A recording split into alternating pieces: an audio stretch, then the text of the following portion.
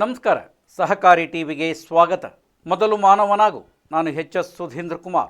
ಮುಖ್ಯಾಂಶಗಳು: ಸಹಕಾರಿ ಸಂಘಗಳು ನಿಗದಿತ ಸಮಯದಲ್ಲಿ ಲೆಕ್ಕಪತ್ರ ಸಲ್ಲಿಸಿ, ಗುರುನಾಥ ಜಾಂತೀಕರ್.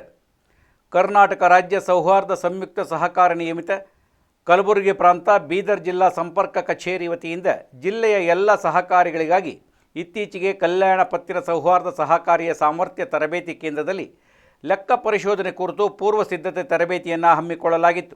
ಈ ಸಭೆಯನ್ನು ಕರ್ನಾಟಕ ರಾಜ್ಯ ಸೌಹಾರ್ದ ಸಂಯುಕ್ತ ಸಹಕಾರಿ ನಿಯಮಿತ ನಿರ್ದೇಶಕ ಗುರುನಾಥ ಜಾಂತೀಕರ್ ಅವರು ಕಾರ್ಯಕ್ರಮವನ್ನು ಉದ್ಘಾಟಿಸಿ ಮಾತನಾಡುತ್ತಾ, ಲೆಕ್ಕಪತ್ರಗಳು ಬಹಳ ಮುಖ್ಯ ಹಾಗೂ ನಿಗದಿತ ಸಮಯದಲ್ಲಿ ಲೆಕ್ಕ ಪರಿಶೋಧನಾ ವರದಿಗಳನ್ನು ಸಲ್ಲಿಸುವಂತೆ ಕರೆ ನೀಡಿದರು. ಸಹಕಾರಿಗಳಿಗೆ ಒಂದು ವರ್ಷ ನಾವು ಮಾಡಿರ್ತಕ್ಕಂಥ ವ್ಯವಹಾರವನ್ನು ಆಯವ್ಯಯಗಳಿರ್ಬೋದು, ಲೆಕ್ಕ ಪರಿಶೋಧನೆ ಒಂದು ವರ್ಷದಲ್ಲಿ ನಾವು ಏನೇನು ಮಾಡಿದ್ದೀವಿ ಅಂತಕ್ಕಂಥದನ್ನ ನಾವೊಂದು ಅದು ಒಳನೋಟವನ್ನ ನೋಡ್ಲಿಕ್ಕೆ ಇದು ಒಂದು ಸುಸಂದರ್ಭ. ಇಡೀ ವರ್ಷದಲ್ಲಿ ಏನು ಮಾಡಿದ್ದೀವಿ, ನಾವು ಏನು ಬಂತು, ಏನು ಹೋಯ್ತು, receipt, payment, income, expenditure, balance ಶೀಟ್ಗಳನ್ನ ನಾವು ತಯಾರನ್ನ ಮಾಡಬೇಕಾಗುತ್ತೆ. ಆರ್ಥಿಕ ವರ್ಷ 31 ಮಾರ್ಚ್ 2031 ಮಾರ್ಚ್ ಮುಗಿದ ತಕ್ಷಣ ಪ್ರತಿ ವರ್ಷ ನಾವು ಇದನ್ನ ಮಾಡಬೇಕು.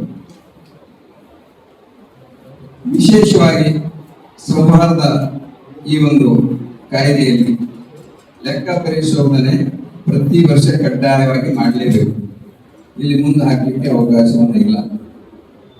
ಹಿಂದೆ 1959 ಕಾಯ್ದೆಯಲ್ಲಿ 1 ವರ್ಷ, 2 ವರ್ಷ, 3 ವರ್ಷಗಳು ಕೂಡ ಲೆಕ್ಕ ಪರಿಶೋಧನೆಯನ್ನ ಆಗಲಿರ್ತಕ್ಕಂಥ ಸಮಸ್ಯೆಗಳು ಕೂಡ ಇದ್ದು, 59ನೇ ಕಾಯ್ದೆಯಲ್ಲಿ ಇಲಾಖೆಯಿಂದ ಅನುಮತಿಯನ್ನು ಪಡೆದು ಈ ವರ್ಷ ಎಲ್ಲ ಜಿಪಿ ಮಾಡಲಿಕ್ಕೆ ಕೂಡ ಅನುಮತಿಯನ್ನು ಪಡೆಯತಕ್ಕಂಥ ಅವಕಾಶಗಳಿದ್ದು, ಆ ಸೌಹಾರ್ದ ಸಹಕಾರಿ ಕಾಯ್ದೆ ಬಂದಾಗಿನಿಂದಲೇ ಇದಕ್ಕೆ ಯಾವುದಕ್ಕೂ ಅವಕಾಶವನ್ನ ಇಲ್ಲ. ಪಾರದರ್ಶಕತೆ ಇಲ್ಲಿ ಬಹಳಷ್ಟು ಮುಖ್ಯ. ಯಾವುದೇ ಒಂದು ನಮ್ಮ ಸದಸ್ಯರಿಗೆ ಈ ವರ್ಷ ನನ್ನ ಸಹಕಾರಿಯಲ್ಲಿ ಏನು ನಡೆದಿದೆ ಅಂತಕ್ಕಂಥದನ್ನ ಪ್ರಸ್ತುತಪಡಿಸ್ತಕ್ಕಂಥದ್ದು ಆ ಆಡಳಿತ ಮಂಡಳಿಯ ಮುಖ್ಯ ಕಾರ್ಯನಿರ್ವಹಣಾಧಿಕಾರಿಯ ಜವಾಬ್ದಾರಿಯಾಗಿರುತ್ತೆ. ಅದಕ್ಕಾಗಿ ಬಂಧುಗಳೇ, ಇಲ್ಲಿ ಬಂದಿರತಕ್ಕಂಥ ಎಲ್ಲ ಮುಖ್ಯ ಕಾರ್ಯನಿರ್ವಹಣಾಧಿಕಾರಿಗಳ ಮೇಲೆ ಬಹಳಷ್ಟು ದೊಡ್ಡ ಜವಾಬ್ದಾರಿನೂ ಇದೆ. ನಾನು ಅನೇಕ ಸಂದರ್ಭದಲ್ಲಿ ಹೇಳ್ತಾ ಇರ್ತೀನಿ, ಲೆಕ್ಕ ಪರಿಶೋಧಕರು ಏನ್ ಮಾಡ್ತಾರೆ, ನೀವು ಕೊಟ್ಟಿರ್ತಕ್ಕಂಥ ತಥ್ಯಗಳ ಆಧಾರದ ಮೇಲೆ, ಶೆಡ್ಯೂಲ್ಗಳ ಮೇಲೆ ನಿಮಗೆ ಲೆಕ್ಕ ಪರಿಶೋಧನೆ ಮಾಡಿಕೊಡ್ತಾರೆ. ಒಳಗಡೆ ಏನಿದೆ ಅಂತಕ್ಕಂಥದನ್ನ ಅದರ ಪೂರ್ಣವನ್ನ ಗೊತ್ತಿರ್ತಕ್ಕಂಥದ್ದು ನಿಮಗೆ. ಅದಕ್ಕೆ ನಮ್ಮಲ್ಲಿ ಪ್ರಾಮಾಣಿಕತೆ ಮತ್ತು ಪಾರದರ್ಶಕತೆಯನ್ನ ಇರಬೇಕು.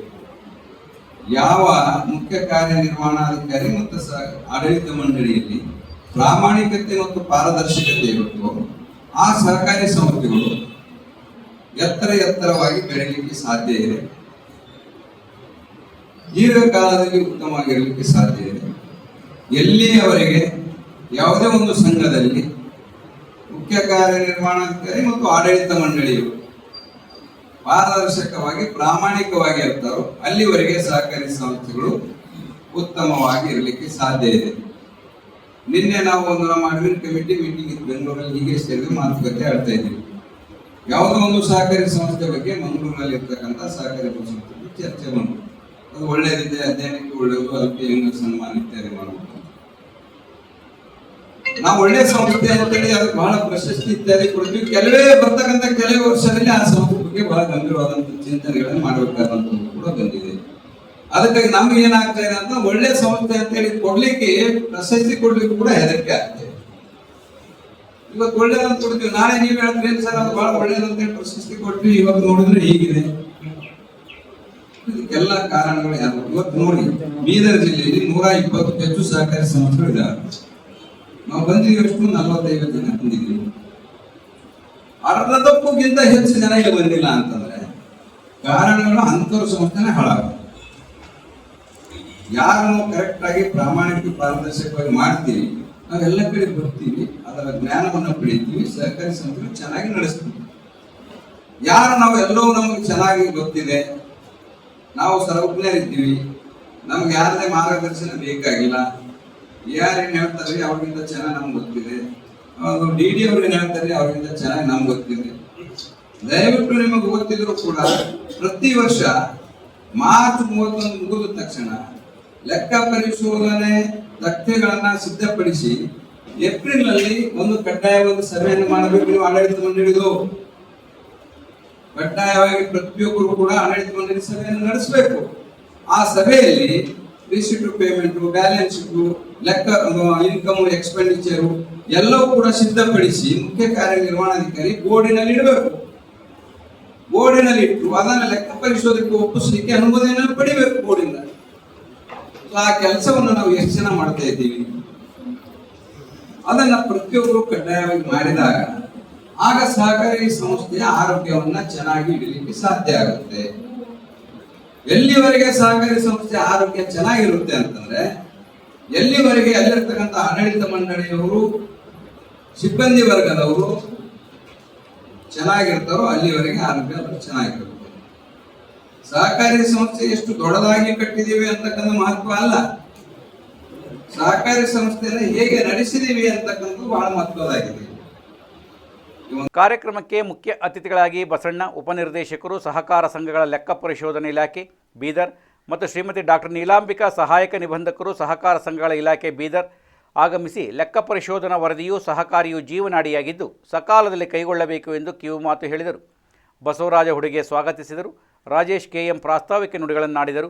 ಕಾರ್ಯಕ್ರಮದ ಅಧ್ಯಕ್ಷತೆಯನ್ನು ಸಂಜೀವ್ ಕುಮಾರ್ ಸಜ್ಜನ್, ನಿರ್ದೇಶಕರು, ಬೀದರ್ ಜಿಲ್ಲಾ ಸೌಹಾರ್ದ ಸಹಕಾರಿಗಳ ಒಕ್ಕೂಟ ನಿಯಮಿತ ಬೀದರ್ ಇವರು ವಹಿಸಿದ್ದರು. ಕುಮಾರಿ ಭವಾನಿ ಪ್ರಾರ್ಥಿಸಿ ಕಾರ್ಯಕ್ರಮ ನಿರೂಪಿಸಿದರು. ಶ್ರೀಕಾಂತ ಸ್ವಾಮಿ ವಂದಿಸಿದರು. 40 ಸೌಹಾರ್ದ ಸಹಕಾರಿಗಳಿಂದ 56 ಸಹಕಾರಿಗಳ ಪ್ರತಿನಿಧಿಗಳು, ಇತರ 7 ಒಟ್ಟಾರೆ 63 ಪ್ರತಿನಿಧಿಗಳು ಭಾಗವಹಿಸಿ ಕಾರ್ಯಕ್ರಮದ ಪ್ರಯೋಜನ ಪಡೆದರು. ಬಸಣ್ಣ, ಮಾನ್ಯ ಉಪನಿರ್ದೇಶಕರು, ಸಹಕಾರ ಸಂಘಗಳ ಲೆಕ್ಕ ಪರಿಶೋಧನೆ ಇಲಾಖೆ ಬೀದರ್ ಇವರು ಜಿಲ್ಲೆಯ ಸಹಕಾರಿಗಳಿಗೆ ಲೆಕ್ಕ ಪರಿಶೋಧನೆ ವರದಿ ತಯಾರಿಸಲು ಮಾಡಿಕೊಳ್ಳಬೇಕಾದ ದಾಖಲಾತಿಗಳು, ಠೇವಣಿಗಳು, ನಿಧಿಗಳು, ಶೆಡ್ಯೂಲ್ಸ್, ಲಾಭ ಹಾನಿ ತಕ್ತೆ, ಜಮಾ ಖರ್ಚು ತಕ್ತೆ, ಅಡಾವೆ ಪತ್ರಿಕೆ, ಸಾಲ ತೆಗೆದುಕೊಂಡ ಸದಸ್ಯರ ಯಾದಿ ಕುರಿತು 2 ಗಂಟೆಗಳ ಕಾಲ ಉಪನ್ಯಾಸ ಮಾಡಿದರು.